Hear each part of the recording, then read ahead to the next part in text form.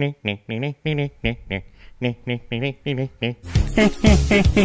then another.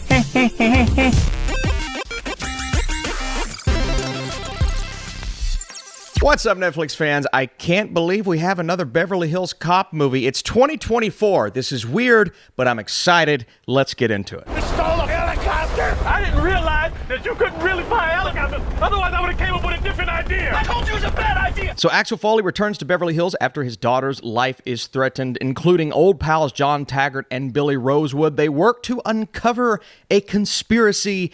Eddie Murphy is back as our star here, Axel Foley, and let me tell you, he is right at home. You could tell he was really excited for this project. Whether or not you believe the movie has a good script, good this, good that, doesn't matter. A lot of your enjoyment's going to spawn from Eddie Murphy just having a really good time on screen. And you know what? As a big Eddie Murphy fan, it's nice to see him having a good time on screen. I feel like he hasn't had this much fun since, I would say, Dolomite Is My Name. I think he had fun in Coming to America too, but this is really him back in his element where I believe he thrives the best. Talking about the first two movies specifically, I think they're fun, super enjoyable. I don't have a huge connection to them. I didn't watch them multiple times growing up. I didn't love number 3, and so off the bat, this is better than number 3, even though number 3 has some fun moments.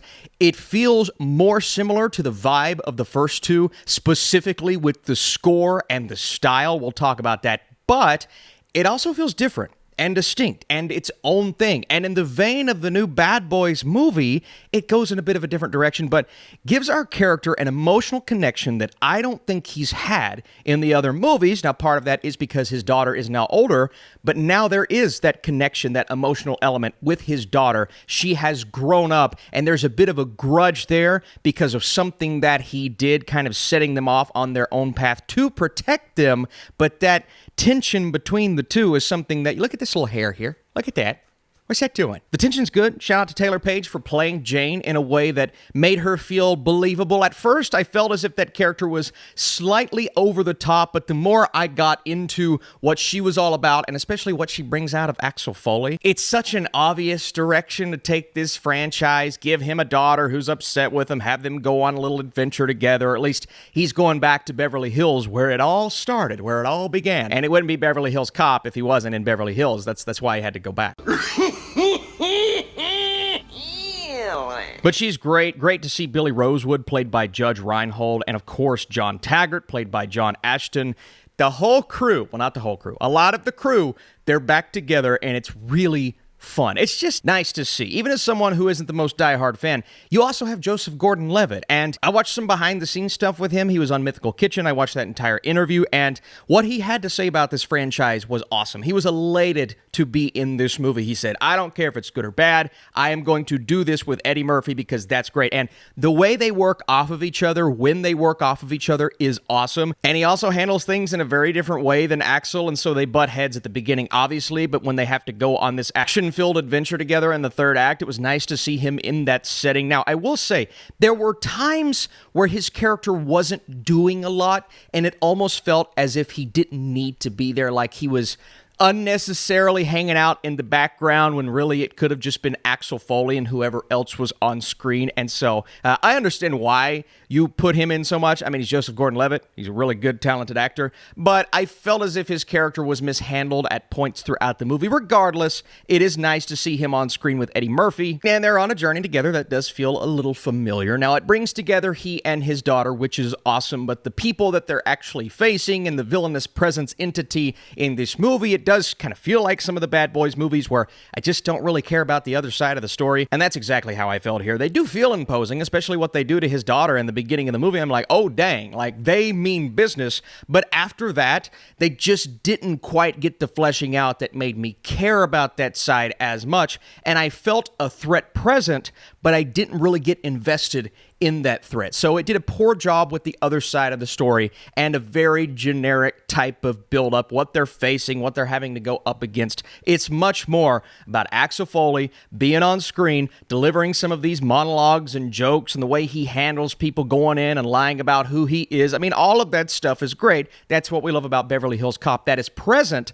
and if you're looking for that in this movie, you're going to get that in this movie. What I thoroughly enjoyed here, but also something that didn't mesh up with the rest of it, is how the action is handled and how these big bombastic sequences were handled. They were really entertaining, and the action is massive here. The scene where they're flying the helicopter is funny. It's a nice mixture of humor and adventure, but at the same time, it does feel like they're in a different movie when compared to some of the more grounded scenes. And so I felt as if that was conflicting just a little bit. There were times where I felt multiple scenes were at odds with each other, but how the action itself was handled, I thought it was handled really well. It's thoroughly entertaining not only to see Murphy in that setting once again, but for things to feel a little more grand and big and bombastic, and that's nice to see in a Beverly Hills Cop movie, which, some people aren't going to want that, but for me to deliver a sequel that maybe had a little bit of everything was fun, and even though I don't think every character was necessary, I found the performances to be just people who were probably having a really good time shooting this thing, like a Paul Reiser, like a Kevin Bacon. I mean, if you look at this cast, it's absolutely stacked, and everyone is good in it. Also, final thing here, the music and the nostalgic retro score that this movie uses, just throwing you back to what the other films represented, but of course based in modern day. I loved the music. Anytime the score kicked in, the music kicked in, everything about it, I'm like, yes. Like, we're back. And that's all some of these sequels have to do sometimes, is give us that flavor. Obviously not a story that brings anything new to the table here, but just give us the flavor that we were missing and throw us back into that world. And I found the music to do an awesome job with that. Even when the story was less compelling, that score would kick in and I'd just be like, Before I give you my score, what's the best Beverly Hills Cop movie, and what's your favorite Eddie Murphy film as of late? Axel F brings Murphy back as this character in an extremely charming and fun way. While this sequel struggles to tell a compelling overall story, there's plenty present that will pull fans into this world once more, including a nice emotional touch with Taylor Page's Jane. The action is exciting, the score is full of retro goodness, and there are plenty of Murphy moments that I have been missing in my life. It lacks originality, but holds plenty of charm for a sequel. If the script was better, I would, be way more excited about this. That being said, it was better than I thought it was going to be, because you never know with these types of movies. But I need to know what you all think down below. As a massive fan of the franchise, what you think about this sequel, opposed to a more casual fan of the franchise. You guys are the best. I want to see more Eddie Murphy, man. Oh, I'm watching Maxine tonight, by the way. See you soon.